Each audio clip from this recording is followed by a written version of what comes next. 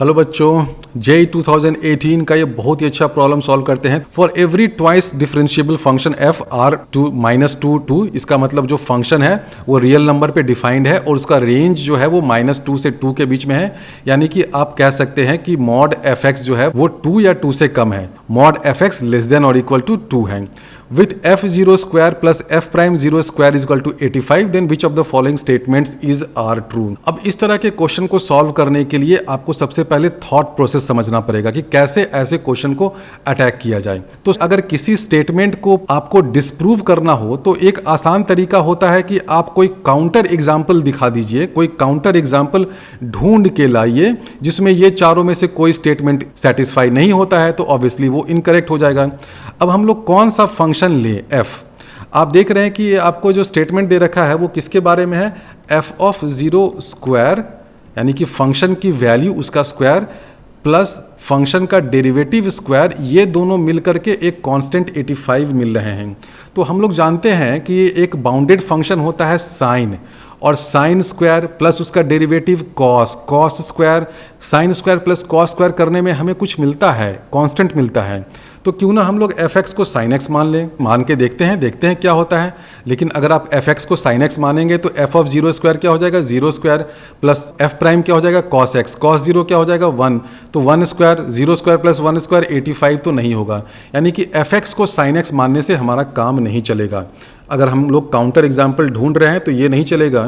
लेकिन ऐसा कर सकते हैं कि हम लोग अगर एफ एक्स को साइन ए एक्स मान लेते हैं तो देखो f0 क्या हो जाएगा, 0 स्क्वायर प्लस f प्राइम क्या हो जाएगा, f प्राइम x हो जाएगा a cos ax, तो f प्राइम 0 क्या हो जाएगा a, ठीक है, cos 0 तो 1 होता है, तो 0 square plus a square is equal to 85। यानी कि a की वैल्यू अगर हम लोग √85 रख लें तो जो फंक्शन है वो सेटिस्फाई करेगा इस कंडीशन को। तो क्यों ना हम लोग ऐसा करें कि हम लोग एक फंक्शन एफ एक्स ले लें, f x is equal to sine √85x। अब ये जो फंक्शन है क्या इसका मॉडुलस 2 से छोटा है, बिल्कुल छोटा है। क्या ये फंक्शन इस कंडीशन को सेटिस्फाई कर रहा है, बिल्कुल सेटिस्फाई कर रहा है। लेकिन क्या इस फंक्शन का limit x tending to infinity f x जो है वो 1 होगा, सी जो स्टेटमेंट है, नहीं होगा, नहीं होगा, नहीं होगा। इसलिए सी स्टेटमेंट गलत है। सी स्टेटमेंट क्यों गलत हुआ, क्योंकि हमने एक काउंटर एग्जाम्पल फाइंड कर लिया, एक फंक्शन दिया जो इस सारे कंडीशन को सेटिस्फाई कर रहा है लेकिन limit x tending to infinity f x 1 नहीं हो रहा है। बहुत सिंपल है function, f x equal to sine √85x लीजिए, इसका limit x tending to infinity exist नहीं करता है। यानी कि सी स्टेटमेंट सेटिस्फाई हो ये जरूरी नहीं है, यानी कि सी स्टेटमेंट तो भाई गलत हो गया। अब ये तो हो गया एक स्टेटमेंट को गलत प्रूव करने का तरीका। अब आगे जो हमसे पूछा है ना उसको आप ऐसे काउंटर एग्जाम्पल्स दे देकर नहीं प्रूव कर पाएंगे, क्योंकि आगे वाला स्टेटमेंट करेक्ट भी हो सकता है। तो कोई स्टेटमेंट इनकरेक्ट है उसको इनकरेक्ट प्रूव करना तो बहुत आसान होता है। आप कहीं से भी ढूंढ ढांड के एक गंदा सा या अच्छा सा एग्जाम्पल ले आइए, जैसा कि मैंने ये एग्जाम्पल ले आया, एक एग्जाम्पल ले आया और देखा कि तुम्हारा स्टेटमेंट नहीं सेटिस्फाई कर रहा है तो ये ऑप्शन धराशायी हो गया। लेकिन अगर ये सब स्टेटमेंट अगर ट्रू होगा तब तो आप काउंटर एग्जाम्पल ढूंढते रह जाइएगा, आपको मिलेगा ही नहीं। तो अब आपको देखना पड़ेगा ध्यान से कि क्या ये स्टेटमेंट सही है या गलत है। पहला है there exist r s belonging to real number where r is less than s such that f is 1 to 1 on the open interval r s. क्या ये सही है, ये स्टेटमेंट सही होगा। क्यों सही होगा मैं अभी आपको बताता हूं। क्वेश्चन में आपको क्या दे रखा है, दे रखा है कि f of 0 square plus f prime 0 square this is equal to 85। तो क्वेश्चन में आपको सिर्फ एफ प्राइम 0 और एफ ऑफ 0 की वैल्यू दे रखा है। अब हम लोग जानते हैं कि ये जो f0 स्क्वायर है ये क्या होगा, इसकी मैक्सिमम औकात तो 2 तक ही है, दे रखा है ना, f is a function defined from r to -2 to 2। तो f0 स्क्वायर का मैक्सिमम वैल्यू क्या होगा, 2 स्क्वायर 4 हो जाएगा। यानी कि f प्राइम 0 स्क्वायर क्या होगा, कुछ भी एक नंबर होगा वो 85 - 4 81 से तो बड़ा ही होना पड़ेगा ना, बिल्कुल होना पड़ेगा। f प्राइम 0 स्क्वायर जो है इसकी वैल्यू 85 - 4 81 से तो बड़ी होगी। देखो इसका प्लस इसका सम मिल करके 85 हो रहा है। f0 की औकात ही है कि ये 2 तक जाएगा, तो उसका स्क्वायर जो है वो 4 तक जाएगा। ठीक है, तो ये जो f'0 है इसको कितना कंट्रीब्यूट करना पड़ेगा, √81 कंट्रीब्यूट करना पड़ेगा। यानी कि हमें पता है कि जो f'0 स्क्वायर है वो 81 से बड़ा है, यानी कि हमें पता है f'0 को नॉन ज़ीरो होना पड़ेगा। ज़ीरो तो नहीं हो सकता है, क्योंकि अगर ये ज़ीरो हो गया, देखो अगर यहाँ पर f'0 ज़ीरो हो गया तो क्या हो जाएगा, ये तो बेचारा 4 तक जा सकता है, 4 + 0 = 85 तो हो नहीं सकता है। यानी कि हमने प्रूव कर दिया कि f'0 जो है वो नॉन ज़ीरो होगा। पॉजिटिव हो नेगेटिव हो कोई फर्क नहीं पड़ता है। तो f'0 पॉजिटिव भी हो सकता है, नेगेटिव भी हो सकता है, लेकिन ज़ीरो नहीं हो सकता है। तो अब धीरे धीरे मेरा लॉजिक समझो, और इस क्वेश्चन में लॉजिक का बहुत यूज है। बहुत से सॉल्यूशंस आपको मिल जाएंगे, बोल देंगे कि अच्छा f'0 नॉन जीरो है तो ए ऑप्शन सही है, लेकिन सही लॉजिक आपको नहीं समझाएंगे।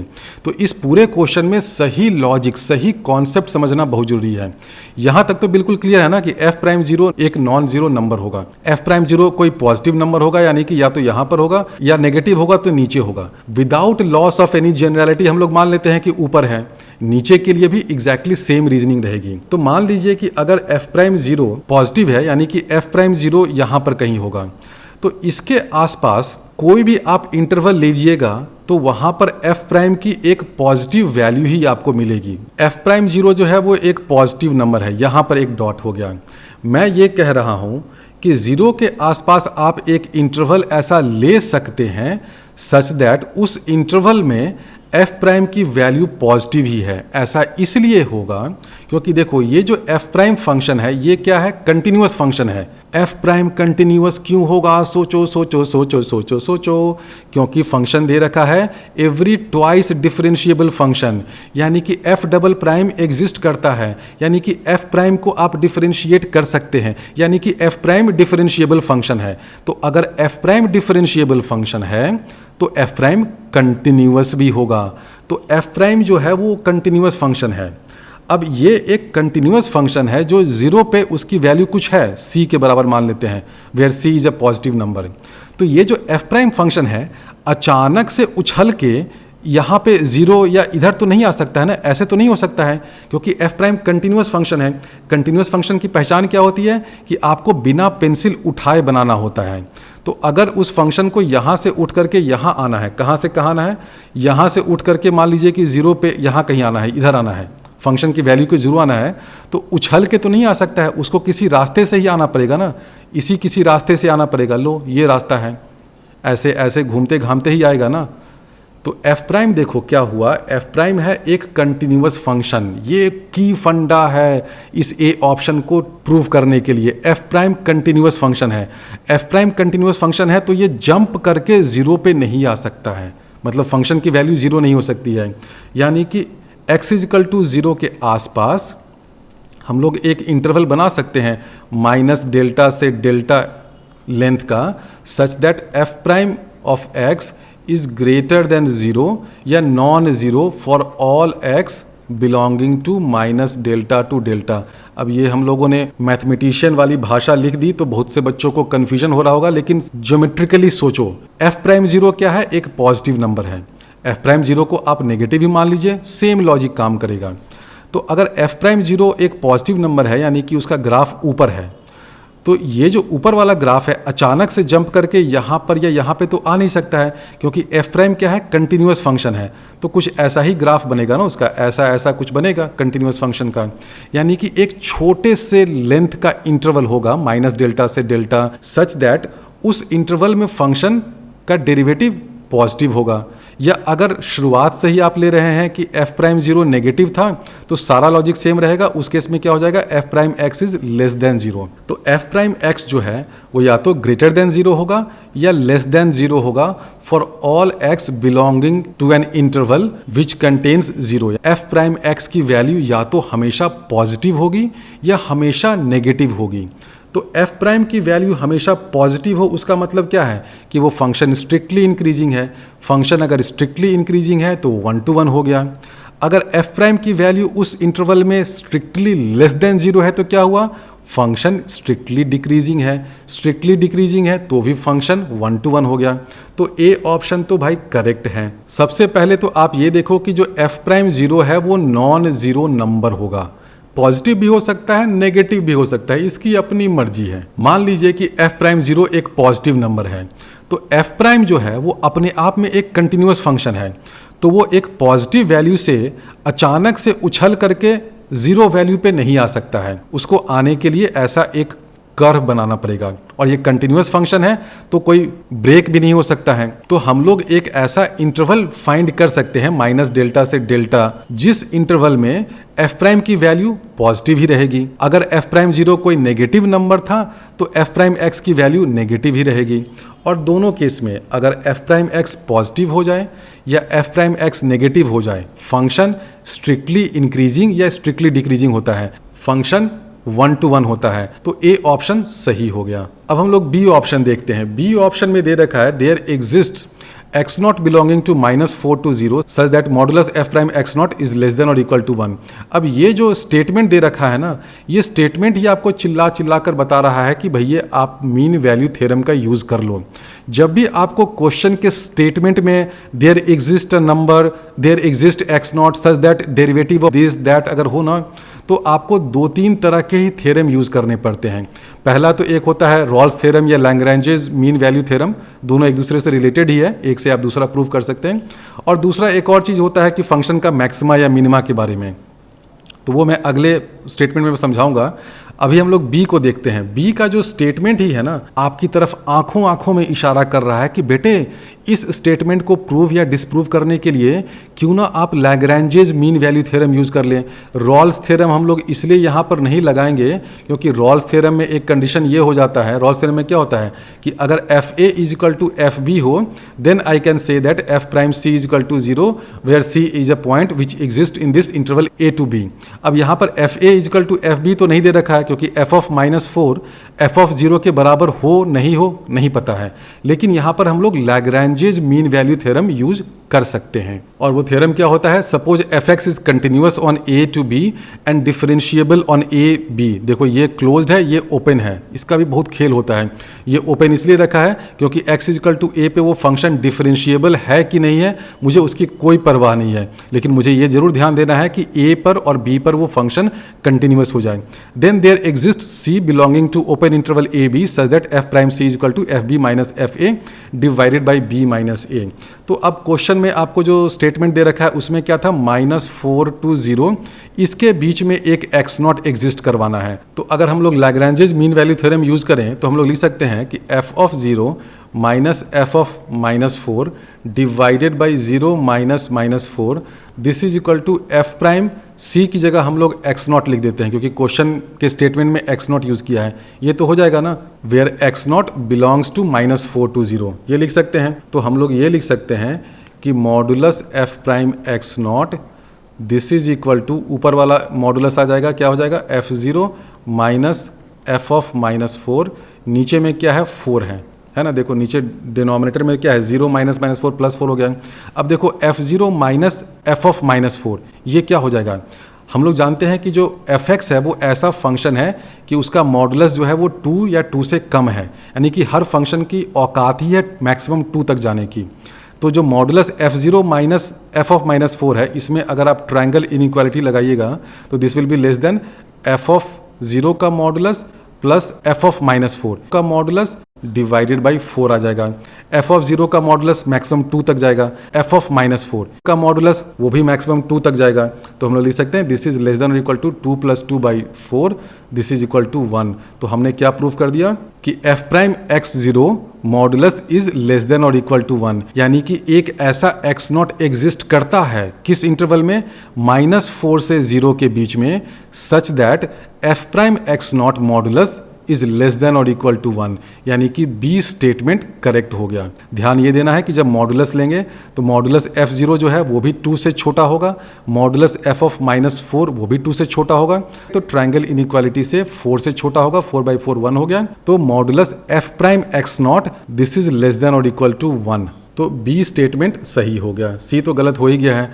अब डी में हमसे पूछा है कि there exist alpha belonging to -4 to 4 such that f of alpha plus f double prime alpha is equal to 0 and f prime alpha is not equal to 0। ये जो स्टेटमेंट है ना, इसको प्रूव या डिसप्रूव करना थोड़ा सा मुश्किल है। आपको मैं एक बेसिक फंडा बताता हूँ। जब भी इस तरह के क्वेश्चन में आपको देयर एग्जिस्ट वाला कुछ स्टेटमेंट आए ना, तो 2-3 तरह के ही थ्योरम होते हैं। एक तो होता है LMVT और रॉल्स थ्योरम। जब भी आपको पूछा जाए कि there exist something something such that this is equal to 0, तो आप देखिए कि ये जो दिस है ना, किस फंक्शन का डिफरेंशियल कोएफिशिएंट है, किस फंक्शन का डेरिवेटिव है।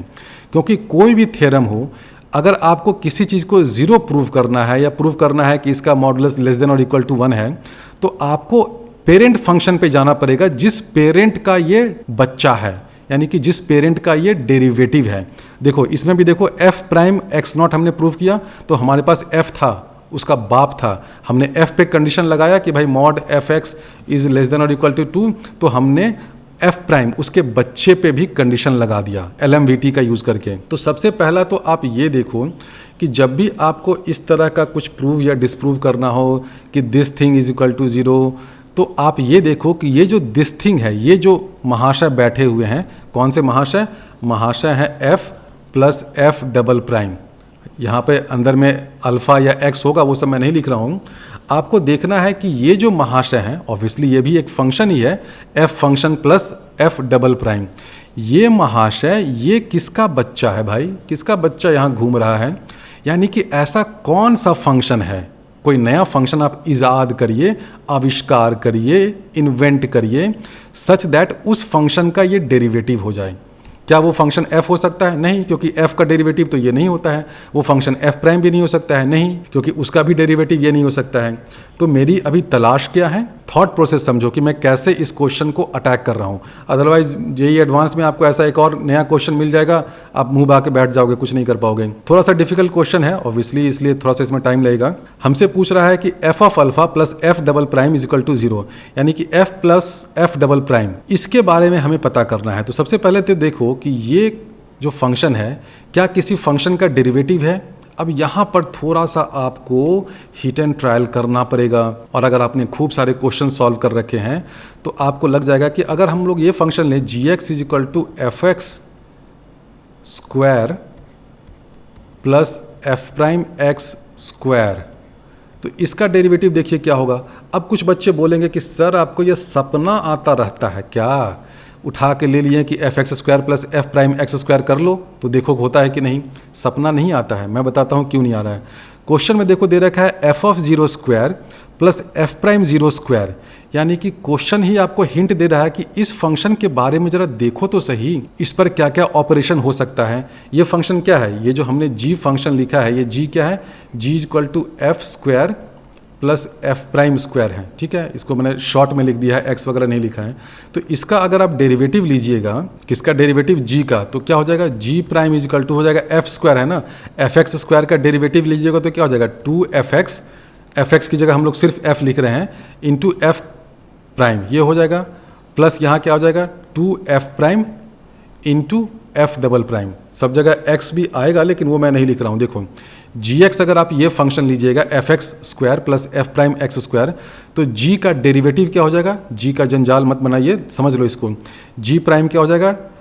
एफ एक्स स्क्वायर है तो डेरिवेटिव जाएगा 2f into f prime plus f prime x का स्क्वायर है तो डेरिवेटिव क्या हो जाएगा? 2f प्राइम, चेन रूल लगाइए, इंटू एफ डबल प्राइम। ये हो जाएगा this is equal to 2 times f prime into f plus f double prime, यानी कि g का डेरिवेटिव देखो क्या हो जाएगा? 2f prime into f plus f double prime, यानी कि जो चीज़ हमें चाहिए ना f plus f double prime, उससे मिलता जुलता कुछ आ गया। बस ये है कि एक्स्ट्रा बाराती एफ प्राइम भी आ गया है, लेकिन देखो यहाँ पर स्टेटमेंट में एफ प्राइम भी है, यानी कि हम लोग सही दिशा में बढ़ रहे हैं। तो सबसे पहले तो हम लोगों ने ये एक फंक्शन इजाद किया, डिस्कवर किया, gx को ऐसे लिखा और देखा कि gx का डेरिवेटिव जो है वो ये है।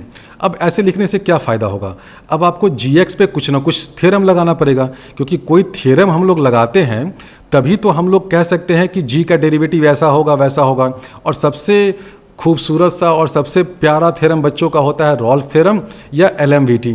अब रॉल्स थ्योरम लगाने के लिए आपको देखना पड़ेगा कि g of -4 this is equal to g of 4, क्या ये होगा?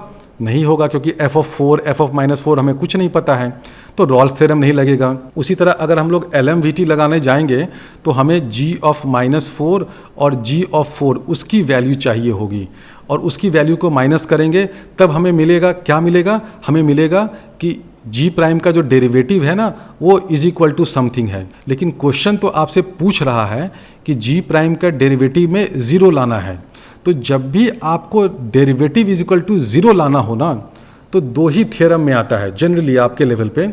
या तो वो रॉल्स थ्योरम में आता है, बच्चों को याद होगा ना Rolle's theorem, if f A is equal to F b then there exist a point c such that F prime C is equal to zero. अब रॉल्स थ्योरम यहाँ पे लगाने के लिए आपको बहुत मगजमारी करनी पड़ेगी। आपको दिखाना पड़ेगा कि जी ऑफ -4 और जी ऑफ 4 दोनों इक्वल है। इसको प्रूव करना बहुत मुश्किल हो जाएगा, ये जरूरी भी नहीं हो कि दोनों इक्वल हो। तो डी स्टेटमेंट में रॉल्स थ्योरम नहीं लगेगा, नहीं लगेगा, नहीं लगेगा। कहाँ पर कौन सा थ्योरम नहीं लगेगा ये समझना बहुत ज़रूरी है, और ये सब आपको इंट्यूशन होना चाहिए। और ये इंट्यूशन तभी होगा जब इस तरह के खूब सारे क्वेश्चन सॉल्व करोगे और आपका कॉन्सेप्चुअल अंडरस्टैंडिंग बिल्कुल क्लियर हो। स्टेटमेंट मुझसे पूछ रहा है कि this is equal to zero, ये प्रूव या डिसप्रूव करना है।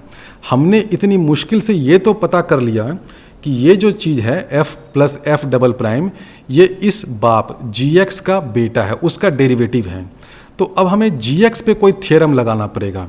रॉल्स थ्योरम मैं लगा नहीं सकता हूं क्योंकि मुझे कुछ नहीं पता है कि g ऑफ -4 और g ऑफ 4 दोनों इक्वल हैं कि नहीं है। लेकिन एक दूसरा भी थ्योरम होता है जिसमें हम लोग डेरिवेटिव को जीरो करते हैं। याद करिए, मैक्सिमा मिनिमा कुछ होता है ना। अगर किसी फंक्शन का मैक्सिमा या मिनिमा किसी इंटरवल के इंटरनल पॉइंट पे एग्जिस्ट करता है, मतलब इंटरवल के बीच में अंदर में कहीं एग्जिस्ट करता है, और वो फंक्शन डिफरेंशिएबल हो, जैसा कि ये gx डिफरेंशिएबल है, तो हम लोग कह सकते हैं कि वहां पे g का डेरिवेटिव जीरो होता है। ये थ्योरम होता है ना। सबसे पहले तो एक थ्योरम होता है कि every continuous real valid function on a closed end bounded interval has a maximum and a minimum in that interval. होना ही है। ये थ्योरम क्या कर रहा है कि कोई कंटिन्यूअस फंक्शन है, उसको अगर आपने एक क्लोज्ड एंड बाउंडेड इंटरवल मान लीजिए इस तरह से है a से b तक, तो इसके बीच में उस फंक्शन का एक मैक्सिमा होगा, एक मिनिमा होगा। बिल्कुल सही बात है। ये तो थ्योरम क्या है, ये तो बिल्कुल आसान सी चीज़ है, हर किसी को पता होगा।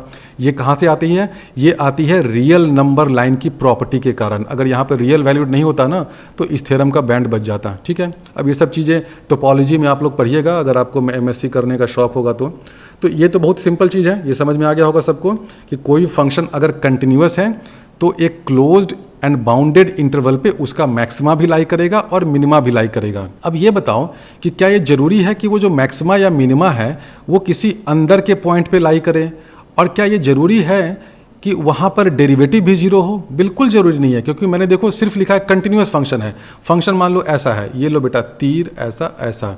अब देखो इसका मैक्सिमा कहाँ पे है? यहाँ पे है, लेकिन वहाँ पे उसका डिफरेंशियल कोएफिशिएंट जीरो है ही नहीं, क्योंकि डेरिवेटिव एग्जिस्ट ही नहीं करता है।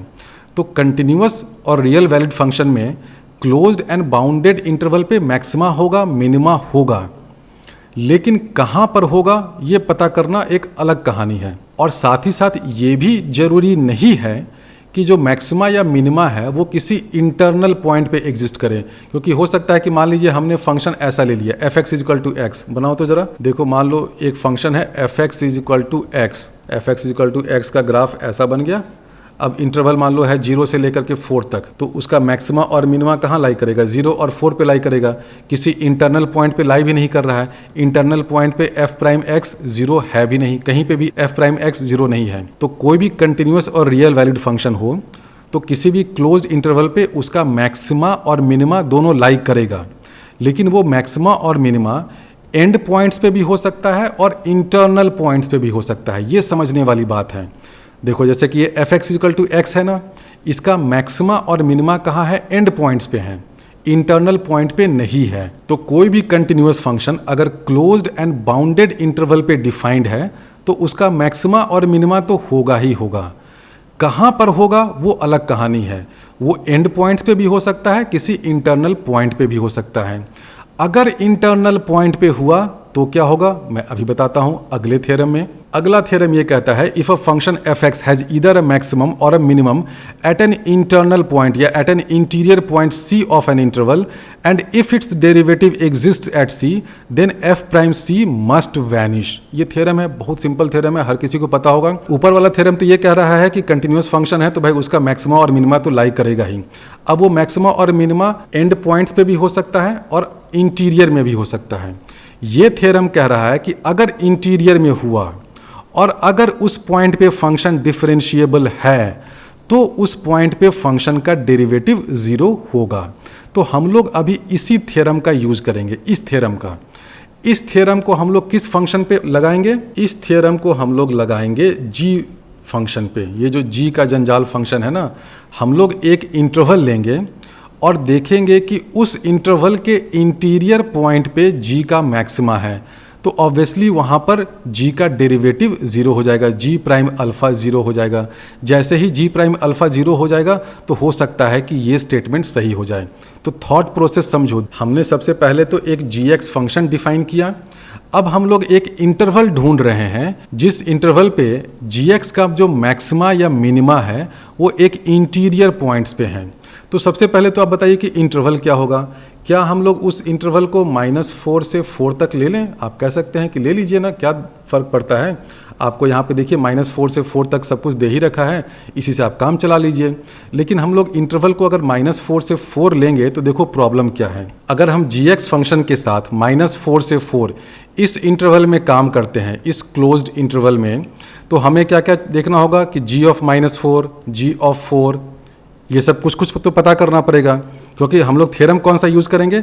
हम लोग थ्योरम यूज़ करेंगे कि -4 से 4 इस इंटरवल में इस फंक्शन का जो मैक्सिमा अगर इंटीरियर पॉइंट पे है तो वहाँ पे g प्राइम 0 होगा। तो हमें सबसे पहले g ऑफ -4 और g ऑफ 4 का कुछ तो अप्रॉक्सीमेट आइडिया मिलना चाहिए ना, क्योंकि हम लोग ये दिखाना चाह रहे हैं कि किसी इंटीरियर पॉइंट पे जो g है उसका मैक्सिमा एग्जिस्ट करता है। तो हमें दिखाना पड़ेगा कि जो एंड पॉइंट्स है -4 और 4, इन दोनों पॉइंट्स पे उसका मैक्सिमा या मिनिमा एग्जिस्ट नहीं करता है।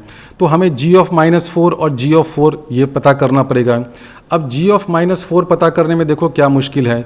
g ऑफ -4 की जहाँ तक बात होगी तो f ऑफ -4 स्क्वायर, इसका तो मॉडुलस हमें पता है कि ये लेस देन और इक्वल टू 4 हो जाएगा, क्योंकि fx की औकात ही उतनी है। लेकिन f प्राइम जो है उसकी औकात के बारे में हमें कुछ नहीं पता है। तो f प्राइम -4 जो है वो कुछ भी हो सकता है, √85, √86, कोई भी बड़ा से बड़ा नंबर हो सकता है। तो क्योंकि हमें f प्राइम -4 कुछ नहीं पता है, इसलिए हम लोग g-4 के बारे में कुछ नहीं पता कर सकते हैं। ठीक है, ध्यान से समझो। तो हम लोग ये -4 वाला इंटरवल क्यों नहीं लेंगे, इसकी प्रॉब्लम यही है क्योंकि हमें f प्राइम -4 इसके बारे में कुछ नहीं पता है। हमें f प्राइम -4 के बारे में नहीं पता है, लेकिन हमें किसी एक f प्राइम के बारे में तो पता है जो हमने पिछले स्टेटमेंट में, स्टेटमेंट b में फाइंड किया था। ध्यान दीजिए क्या हमने पता किया था। तो हमने ये पता किया था ना यूजिंग LMVT कि 0 से -4 के बीच में एक कोई x0 नंबर होगा कहीं पे भी लाई करता हुआ, सच दैट f प्राइम x0 इसका मॉडुलस इज लेस देन और इक्वल टू 1। ये हमने डिराइव किया था। तो हम लोग इंटरवल को -4 से स्टार्ट नहीं करके इस x0 से स्टार्ट कर सकते हैं। इस x0 का नाम हम लोग a दे देते हैं, दे ही सकते हैं ना, नाम देना तो मेरे हाथ में है। तो हम लोग एक a नंबर लेते हैं और ये a क्या है? ये a वही वाला a है। कौन सा वाला a? जो हमारा पिछला स्टेटमेंट में f प्राइम x0 था ना, स्टेटमेंट b में था कि f prime x0 is less than और इक्वल टू 1।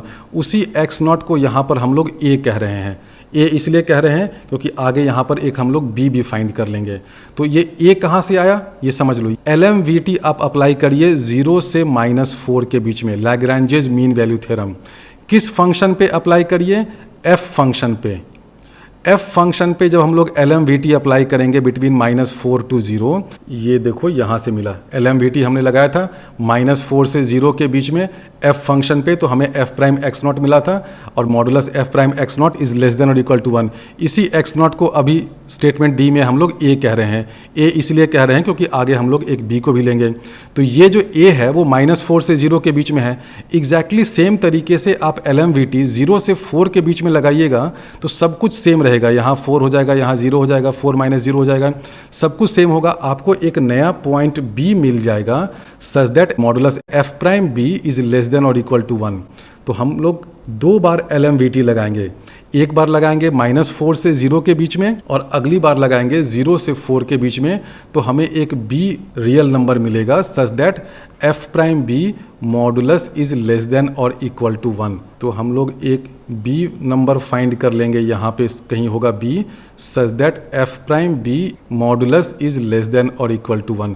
तो ये देखो हम लोगों ने क्या किया, हमने A और B ये 2 नंबर फाइंड कर लिए such that f'(a) modulus is less than और इक्वल टू 1 और f'(b) modulus is less than और इक्वल टू 1। ये कहाँ से फाइंड किया, ये हमने फाइंड किया LMVT से। तो ये A और B हमने फाइंड कर लिया। अब आप बताइए कि क्या आप G ऑफ A के बारे में कुछ कह सकते हैं? बिल्कुल कह सकते हैं।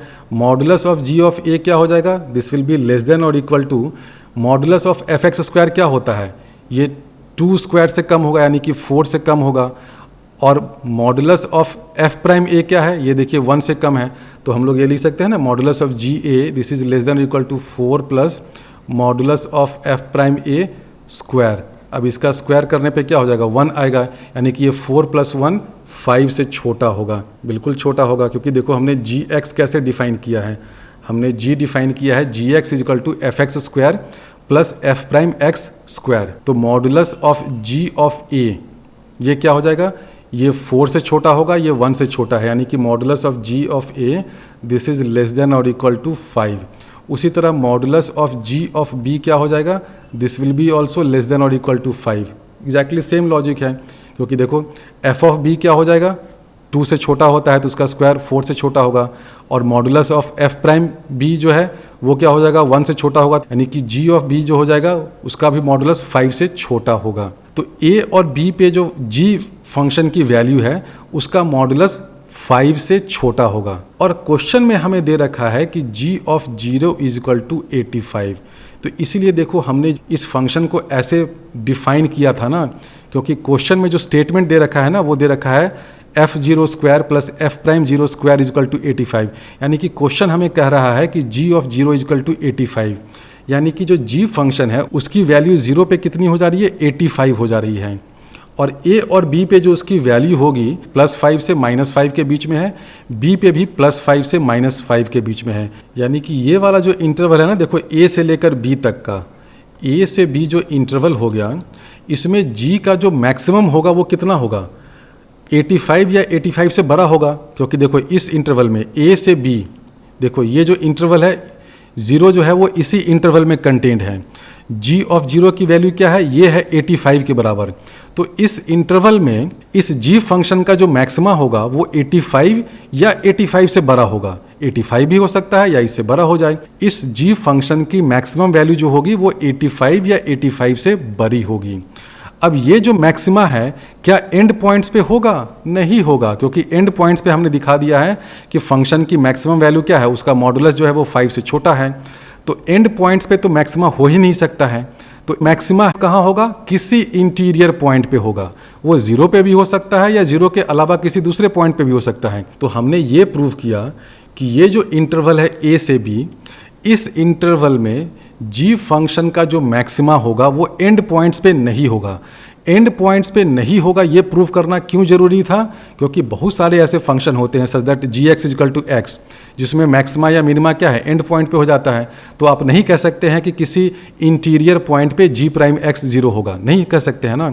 तो उसी पॉसिबिलिटी को रूल आउट करने के लिए हमने ये दिखाया कि ये जो इंटरवल है a से b, इस इंटरवल पे जो g की मैक्सिमम वैल्यू होगी जो 85 या उससे बड़ी होगी, वो मैक्सिमम वैल्यू इस इंटरवल के किसी इंटीरियर पॉइंट पे होगी। मान लेते हैं कि वो इंटीरियर पॉइंट अल्फा है, तो वहाँ पे क्या हो जाएगा, g'(α) this is equal to 0। समझ गया ना। तो देखो हमने क्या प्रूव कर दिया कि g'(α) 0 होगा। अल्फा कहाँ है, a से b एक इंटरवल है, उसके अंदर में कहीं पर है, यहाँ पे हो सकता है, यहाँ हो सकता है, 0 पे हो सकता है, यहाँ पे हो सकता है, यहाँ पे हो सकता है, कहीं भी हो सकता है। तो अल्फ़ा जो है वो क्लोज्ड इंटरवल, उस इंटरवल में अंदर कहीं छिपा बैठा है। और अल्फ़ा की खासियत क्या है कि g'(α) 0 है। अब अगर g'(α) 0 है तो यहाँ से देखो 2f' into f plus f double prime ये 0 होगा, ठीक है, ये पूरा पूरा जीरो हुआ ना। हमने क्या प्रूव कर दिया कि जी prime alpha is equal to zero. G prime alpha zero है, इसका मतलब ये प्रोडक्ट जीरो है। प्रोडक्ट जीरो है, इसका मतलब या तो एफ प्राइम अल्फा जीरो है या F alpha plus f double prime alpha zero है। यही दो पॉसिबिलिटी है, F alpha plus f double prime alpha zero होगा। अब देखो एफ प्राइम अल्फा जीरो नहीं हो सकता है, देखो नहीं होगा, एफ प्राइम अल्फा जीरो नहीं होगा। क्यों नहीं होगा, ये भी सोचना बहुत ज़रूरी है। स्टेटमेंट में भी देखो दे रखा है, लेकिन इसको तो हमें प्रूफ करना है ना।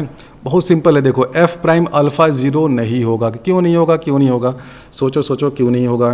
पॉज कर लो वीडियो को, सोचो क्यों नहीं होगा। मैं बताता हूँ क्यों नहीं होगा। जी अल्फा क्या है, जी अल्फा मैक्सिमा है उस फंक्शन का, यानी कि जी अल्फा की वैल्यू 85 से ज़्यादा है। तो जी अल्फा क्या हो जाएगा, F alpha square plus f prime alpha square, ये जो है वो 85 से ज़्यादा होना है। अब अगर आप बोल रहे हो कि एफ प्राइम अल्फा जीरो हो गया, यानी कि ये वाला चीज़ जीरो हो जाएगा, तो एफ अल्फा अपने बलबूते पे तो 85 से बड़ा नहीं हो सकता है ना, क्योंकि एफ की औकात ही है -2 से 2 के बीच में।